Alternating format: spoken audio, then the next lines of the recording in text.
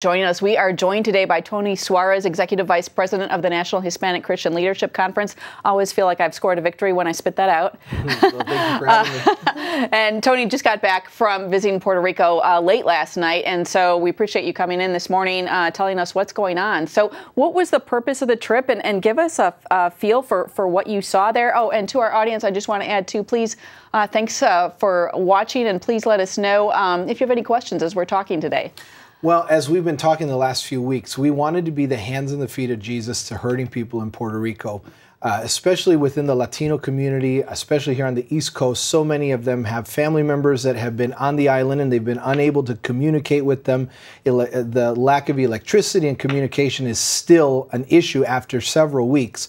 So this was one of our first opportunities for Reverend Rodriguez and I to actually go to the island, talk to pastors, visit churches.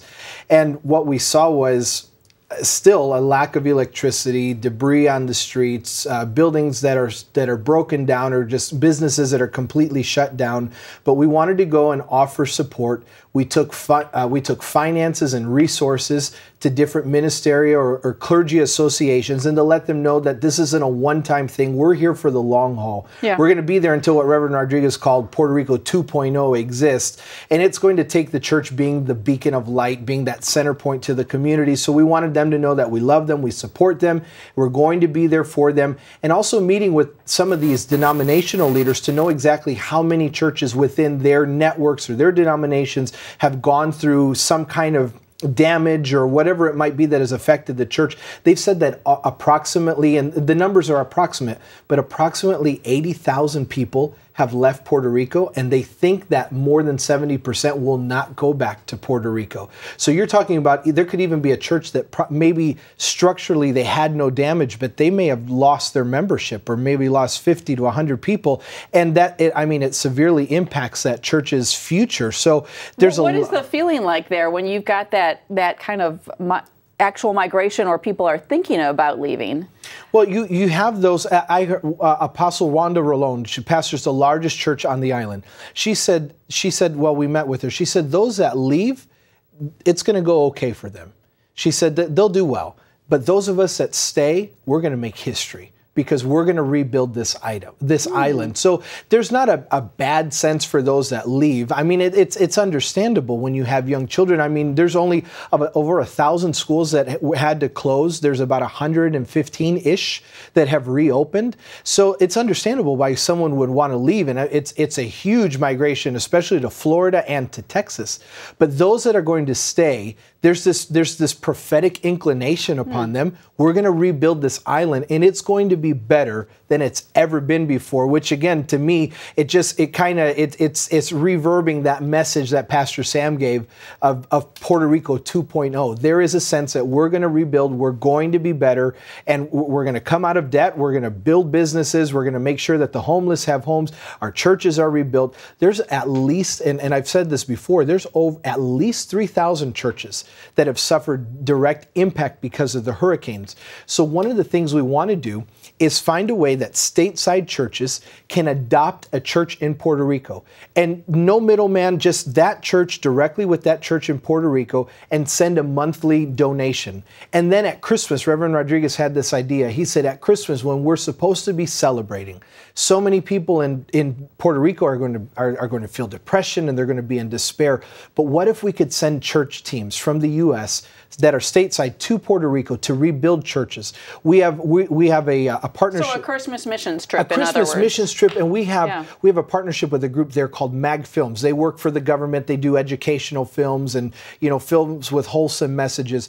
They have a dozen of these. They're called they call them rolling screens. This is not my forte, but these rolling screens.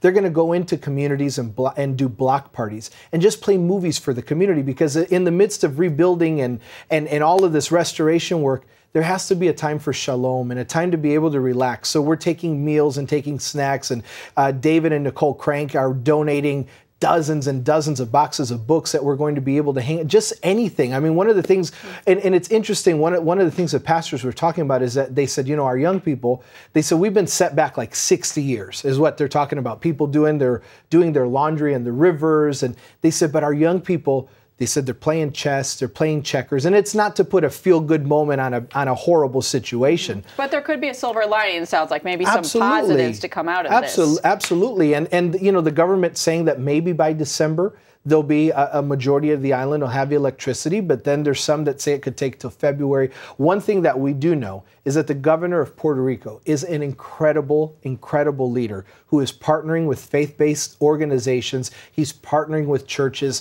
He is, and again, in my own Christian vernacular, he is anointed for such a time as this. Reverend Rodriguez led a meeting of faith leaders, prominent faith leaders yesterday from different denominations and from different clergy associations. And we were at the governor's palace yesterday. And it was just an amazing time to see his heart for the community, to see his heart for the faith community, and to rebuild churches and to be a part of it, and to have Reverend Rodriguez there and these other pastors. So we're excited. We feel hopeful for the leadership that is in place, that's working with the White House, working with Congress, and they do see light at the end of this tunnel. There's not this despair of that there's no hope. There is a sense, a prophetic sense, that there is light at the end of the tunnel, in that Puerto Rico, in due season, in time, will come out better than it went into the storm. How do you see churches... Oh, and we've got people watching from Puerto Rico, too, which is so great. So thank you for watching, and we are definitely praying for you. And excuse me for what it's worth, but the governor's staff told me that they watched CBN and had heard what we're doing in Puerto Rico yesterday when I was with them. So they're probably watching as well. Oh, that's fantastic. That is fantastic. So how do you see the churches? What kind of role do you see them playing? Because on one hand, it seems like such an opportunity for them to lead in their communities, but on the other hand, they're struggling like everyone else. Yeah. Well, Reverend, when we visited these churches, we gave funding to some of the churches, and we're going to do a lot more. But he said, we need the church to heal the island. But first we have to heal the church. So if we restore the church, then we can restore the island. And what does restoring the church mean? Well, it's a few things. It's spiritually speaking, because there needs to be that sense of hope and renewed vision, and they just need to feel loved on. There's some people that they still have not been able. I mean, I know it's surreal to think of that in the age that we live in, but there are still people that have not been able to contact their family members, surprisingly so. So we need to bring spiritual alleviation.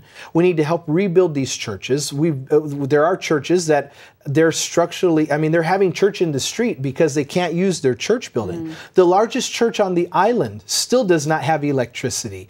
They're using generators. And imagine, again, we live in Virginia Beach. To me, a generator is something that when a hurricane comes through here, I can turn on a fridge and hold us over until I get upset that the electricity is not back on 24 hours later. They've been going on weeks now having church with a generator. I can't even fathom having thousands of people, one generator. How does that even work? So it's rebuilding their faith, rebuilding the structure, and then rebuilding the community, rebuilding that membership that may have scattered, and letting them know, we need you to come back and let's build this and let's do this together. So practically speaking, churches in the States, what are tangible steps that they can take at this point in time to help? The best thing we can do is to give. And it's not because there's not an appreciation. We could do big drives and gather pallets of water and other supplies, but the cost to get that from here to Puerto Rico is so immense. It's better, the best thing we could do is to give finances. Give it to Samaritan's Purse, to Convoy of Hope, to Operation Smile, to any of these organizations that are doing that. We're leading, our own thing, Puerto Rico and Mexico, riseup.org. We have boots on the ground in Mexico that are rebuilding churches and helping there. We're doing the same in Puerto Rico, but it's our funding, because with that finances, there's no bureaucracy tied to finances. You give the finances, and then they can go to stores, they can do things within the island to get the food.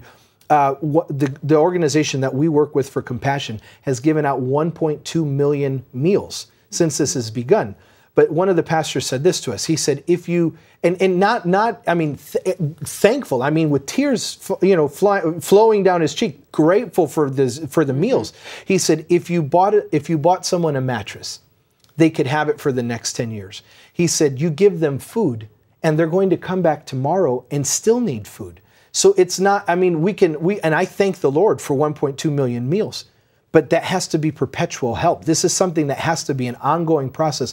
And our finances can make that a possibility. And I don't like to be cliche-ish, but I remember growing up in church and hearing they say, some give by going and some go by giving. And this is a moment where all of us can be the hands and feet of Jesus. We can go to Puerto Rico through our finances and be an enormous help for these people. Yeah, well, it's encouraging to see what is happening and to see the partnerships with the churches down there forming. I want to ask you, too, about Washington, D.C., because that's going to be a big focus for the NHCLC next week. And Absolutely. What really is your mission in going to the Capitol? Well, October 30th, we're hosting an event with the Museum of the Bible, and there's several hundred faith leaders that are coming to the event. We're going to have it's somewhat of a Latino and Christian grand opening to the Museum of the Bible. We'll spend time there. We're going to hear from different faith leaders and then from some of our government leaders. And then on the 31st, we're going to Capitol Hill to talk with our members of the House and the Senate to remind them that they need to give a permanent legislative solution to Dreamers for Christmas. Not after Christmas, not for New Year's. It needs to happen before Christmas. The longer this plays out, the easier it's going to be for someone to say, well, we can't take care of it because now we're too close to midterm.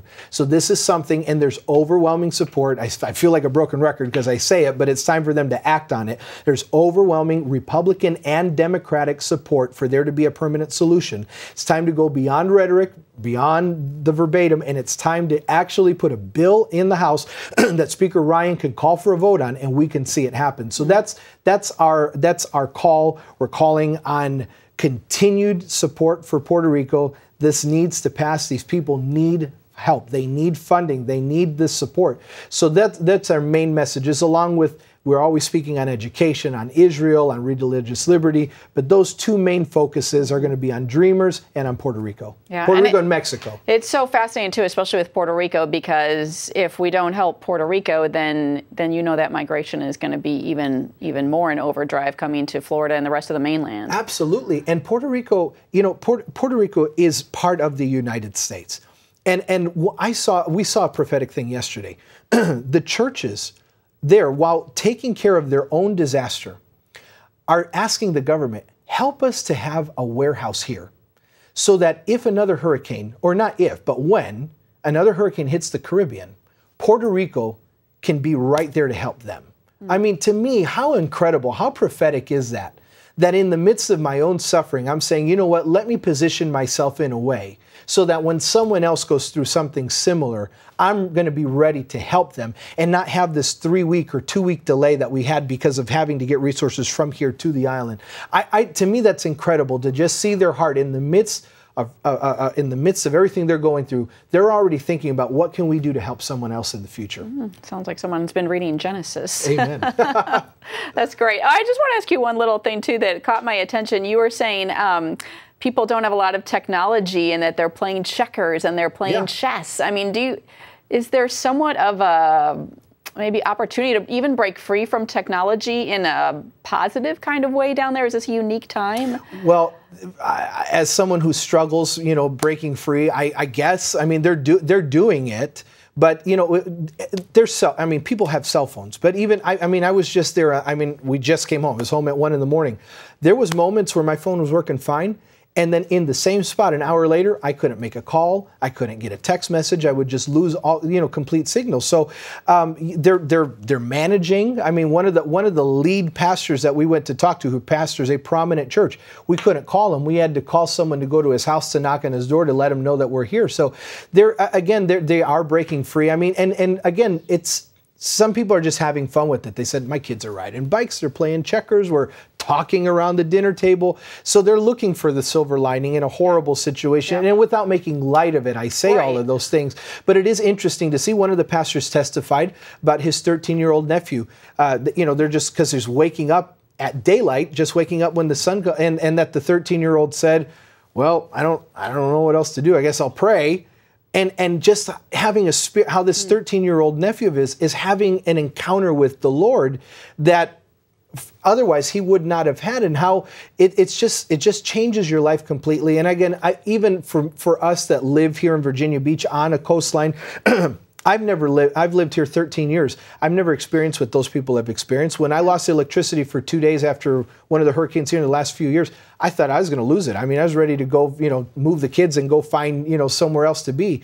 And we're going on weeks, and there's going to be months for some of these people before they see electricity again. So I think it's the power. To me, it speaks of that power of God being that soon and present help, that even in the worst of crisis, they can find a silver lining and find something to be hopeful and thankful about. Yeah, well, it's sweet to see the Lord working in the midst of all of that. Yeah. And for those of you in Puerto Rico who are watching, thank you so much. And we want to take a moment right now to pray for you all and just let you know how much we care. So would you pray for those in Puerto Rico, especially those who you just saw? Absolutely. We're going to pray, and I'm going to end my prayer in Spanish just so you know that I'm doing that at the end. But Father, I thank you today that this is the day that the Lord has made. And I thank you for the island of Puerto Rico. I thank you for its churches. God, I thank you because the history of Puerto Rico is that you used that island to evangelize all of Latin America, to send the message of the Holy Spirit throughout all Central and South America. And God, I ask you today to bring shalom, to bring peace to hurting people.